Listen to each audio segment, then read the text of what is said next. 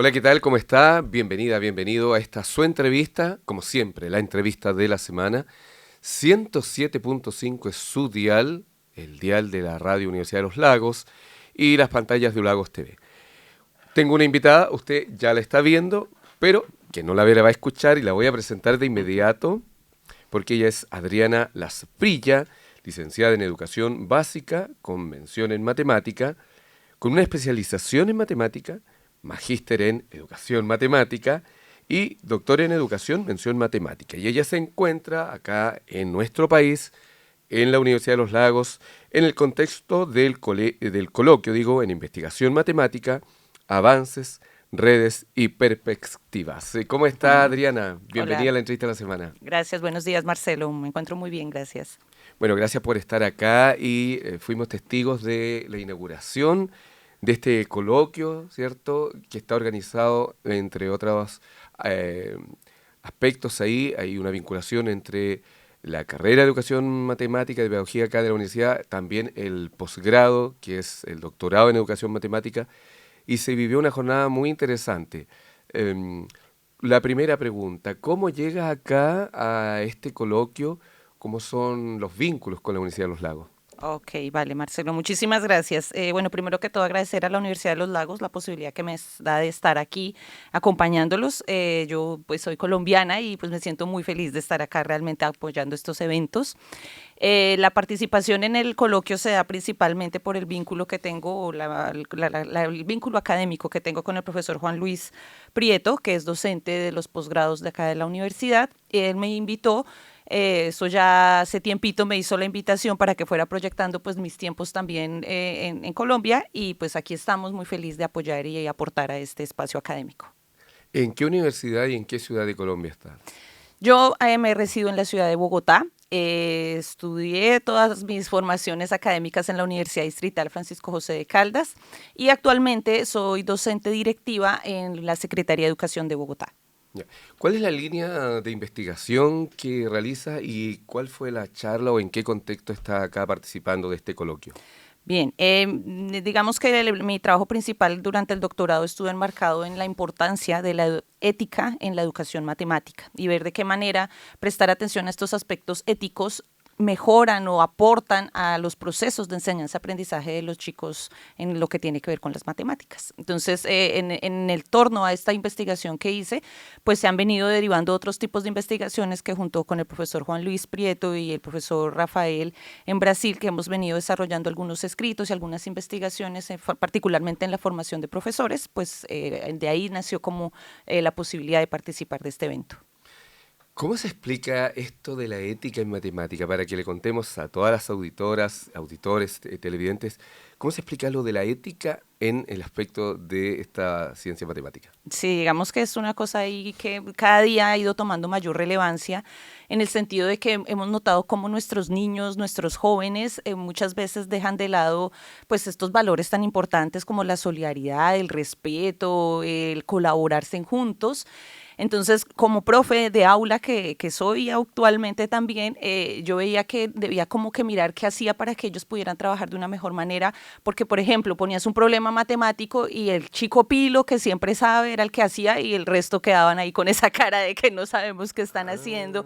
Y Ah. es una forma de excluir al otro porque que él no entienda y que el otro sí, hace que de alguna manera sea uno de los sentimientos que la mayoría de personas tienen con las matemáticas, que yo soy malo para eso, yo no nací para eso, pero todos somos buenos para matemáticas. Lo que pasa es que hay que saber llegar a las matemáticas. Bueno, ese es un punto sumamente relevante porque, claro, a un profesor, me imagino, siempre le va a gustar que todos participen, pero también cuando hay un alumno o una alumna que participa, que sabe, generalmente también se van los intereses hacia él o hacia ella y lamentablemente el resto se produce una desigualdad del Así es, aprendizaje. así ¿Esto es. va por ese lado Sí, entonces? señor. Sí, digamos, la ética es muy amplia, Es muy amplia, pero en digamos, un ejemplo claro. concreto. En los ejemplos concretos que yo trabajé en el aula, en particular en mi investigación, tienen que ver con propiciar como esas formas de relación con el otro que me permitan ser consciente de que si yo, por ejemplo, si entendí, tengo que poder ser capaz también de ayudar y tratar de que el otro también comprenda, que es lo que habitualmente olvidamos en lo que tú dices. Si él sabe, entonces me voy con el que sí sabe,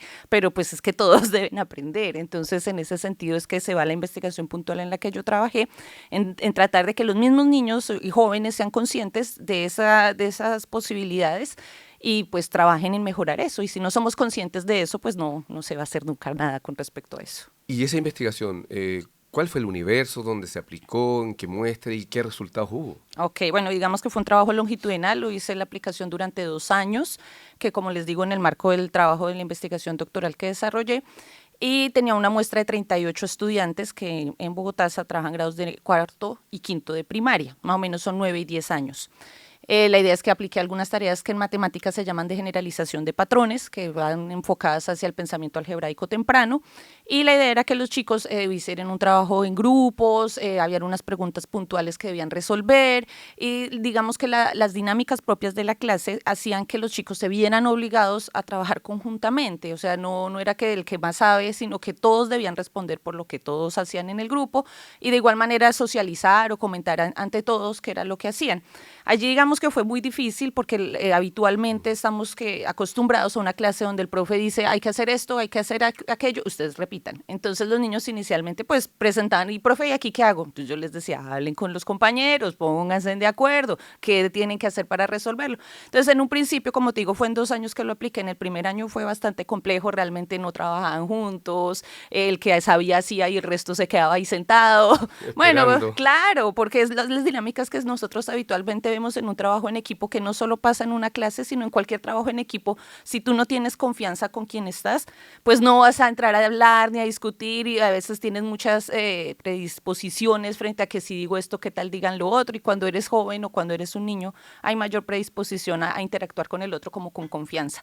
Pero ya en el segundo año en que hice la aplicación, trabajando con los mismos niños, se notaron algunos cambios en la medida en que por lo menos ya se escuchaban, ya le decían al otro, pero ven, yo no entiendo, ayúdame. Entonces, ese tipo de cambios en el comportamiento y en las formas en que se relacionan los niños ya me mostraban a mí que realmente estaban siendo un poco más conscientes de que era importante tener en cuenta al otro, y que el poder dialogar entre ellos les facilitaba comprender las cosas o los ejercicios matemáticos que estaban desarrollando. Bueno, me parece muy interesante, yo creo que las personas que están escuchando viendo también, pero surgen muchas dudas, Sí, por lo menos claro de que inmediato sí. las vamos a preguntar. Mira, lo primero, este grupo de estudiantes que ustedes estaban abordando, cuando ustedes hacían esta aplicación a través de su línea de investigación, me imagino con un instrumento, ¿cierto?, de análisis, el profesor de la clase, el profesor X de matemática, ¿se mantenía ajeno o partícipe? Y lo pregunto porque si los niños, me imagino, están guiados por ustedes, es una cosa, pero si estuviera presente el profesor, sería otra. Esa es la primera pregunta. ¿Cómo fue ese desarrollo in situ? Ok, yo era la profesora de los niños. Digamos que en mi caso yo era profe e E investigadora al investigadora. tiempo. Había un vínculo. Sí, señor. Ya. Lo segundo, cuando estamos aplicando esto, es un cambio de paradigma de un sistema estructural que no creo que sea tan distinto de Colombia acá, ¿cierto? Donde también priman otros factores como, por ejemplo, el individualismo, un sistema que pide sálvate tú, sálvate quien pueda. Por lo tanto, ¿cómo se puede proyectar un cambio o un proceso si estos niños después de esta investigación, supongamos que salió maravillosa, que todavía no lo sé, pero cómo se proyecta algo así si el entorno inmediato, familiar, escolar, les va a decir después lo contrario? ¿Cómo se Sí. siembra la semillita para que perdure? Sí, es una excelente pregunta y es algo que aún me sigo preguntando, porque yo trabajé con ellos, eso ya fue en el año 2014 que hice esas aplicaciones, pero siento que lo que se hizo con ellos sembró esa semillita de por lo menos tener en consideración al otro. Muchos de estos chicos ya se graduaron de bachilleres en el colegio y yo, digamos, me hablaba con ellos y veía como ese espíritu de ser, digamos, solidarios, de hablarse con el otro, que siento que en últimas es lo que se quiere, que las formas en que ellos se relacionen sean unas formas solidarias, como que sean de respeto, porque es que siento que si no se hace esto, se pasa como si eso ya fuese a salir solo y nunca va a salir si no se habla de eso. Entonces, siento que entre más se aporte en ese sentido, se toma la conciencia necesaria para pues, aplicarlo pues, en todos los aspectos de la vida, a pesar de lo que tú dices, es cierto que el contexto en sí es bastante agresivo y bastante fuerte, que muchas veces dice uno, es que yo soy muy buena gente y por eso me pasa por bobo, porque estoy pensando en el otro, pero yo siento que si uno actúa bien y da esa enseñanza con los chicos, en últimas, el que actúa bien le va bien, siento yo que va a ser. Ahora, lo otro, si por ejemplo estos resultados evidenciaron que sí se produce un trabajo colaborativo, un cambio de paradigma, una visión integral del aprendizaje colaborativo. Pero ¿qué pasa con los profesores, por ejemplo? Ya, el profesor de matemáticas X. ¿Cómo hacemos para que los profesores, el sistema de la educación pública, pudiera tomar esta investigación y replicarla y que no quede ahí como una maravillosa investigación puntual? Sí, digamos que hoy en día siento que de todas formas se ha volcado un poco más el interés desde las entidades estamentales frente al aspecto emocional, sobre todo que la emoción realmente hace parte de los procesos de enseñanza-aprendizaje y que hay que prestarle atención. Un chico desmotivado, un chico con ansiedad, no va a rendir en sus procesos académicos. Digamos que eso siento particularmente desde Bogotá ha habido como cierto interés por ese aspecto, pero como tú dices aún falta y falta muchísimo porque muchas veces el interés está en el contenido y que los mejores resultados, en que podamos mostrar, pero se deja de lado pues realmente esa parte humana que es supremamente importante y que hoy en día es lo que está llevando a tantas personas a problemas de ansiedad, de depresión, a considerar autoflagelarse, bueno, tantas cosas que se ven hoy en día que siento que es el mismo sistema educativo el que ha hecho que sucedan porque no se les ha dado la atención que merecen. Entonces, siento yo que hacer las investigaciones, las publicaciones y continuar creyendo de que es posible, pues en algún momento tendremos que poder ver esos cambios en nuestra formación y en general en todo lo que tiene que ver con las entidades estamentales en la educación. Y la otra pregunta, ¿cómo sabemos que una investigación puede ser en una punta del iceberg del conocimiento? Pero se supone que estas investigaciones van sembrando, ¿cierto?, un camino del conocimiento para que otros investigadores vayan tomando o con otras perspectivas. En ese sentido, ¿no sería también muy interesante hacerlo con los profesores? Porque si el profesor es el guía del aula, ¿cierto?, es quien finalmente va a aplicar o no. ¿Cómo crees tú, sin haber hecho, me imagino, la investigación, pero cómo crees tú que lo toman los profesores de matemática puntualmente una propuesta así? Porque esto significa más responsabilidad, más detención. De hecho, un profesor, cualquier profesor, pero más aún de matemática, que le vaya excelente en un contexto socioeconómico, cultural de un colegio, si lo cambian de colegio y aplica el mismo sistema, no le va a ir bien. ¿Qué hacemos con eso? ¿Cómo se visualiza alguna investigación con los profesores? Porque al final y al cabo, el profesor es el que va a decidir si lo aplica o no. Así es, sí, así es, tienes mucha razón. Igual, digamos que por lo menos particularmente en Bogotá se han hecho otras investigaciones doctorales en este camino, particularmente del rol del profesor. Digamos que mi investigación se centró mucho en los niños. Mi interés también era mirar un poco el trabajo del docente, porque en últimas es quien va a permitir o no, o propiciar o no, pero digamos que no alcancé a profundizar en ese aspecto. La idea es que, como tú dices, está abierto el camino para seguir dándole ahí a la investigación y puntualizando pues qué es lo que se necesita del maestro si queremos hacer esto de esta forma.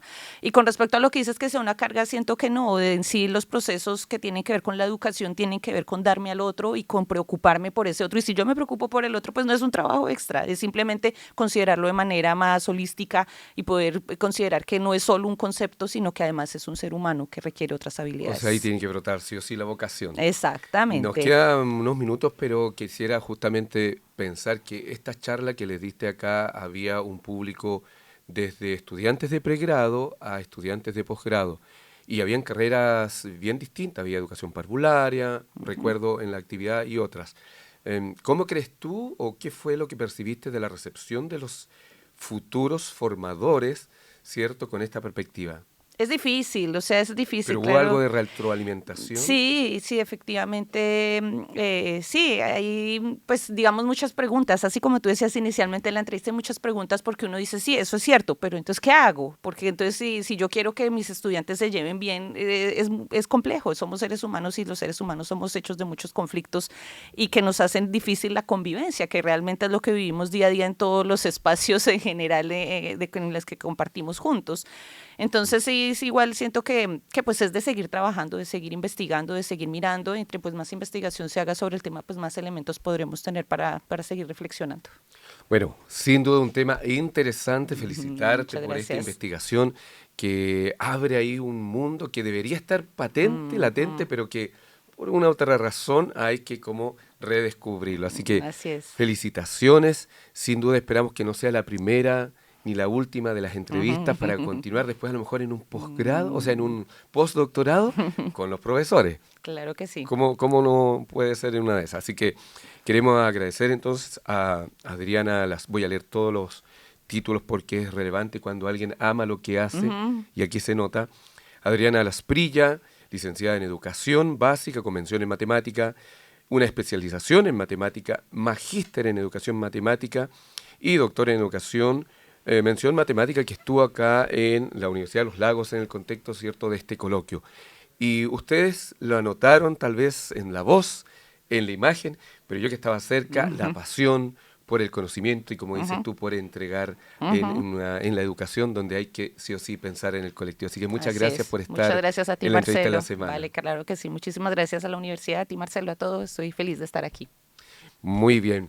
Bueno, y usted la escuchó, la vio, los grandes temas a través de sus protagonistas, la entrevista de la semana. 107.5, su radio Universidad de los Lagos y, por supuesto, las pantallas de Lagos TV. Que esté muy bien. Chao, chao. Muchas Adiós, adiós, hasta gracias. luego.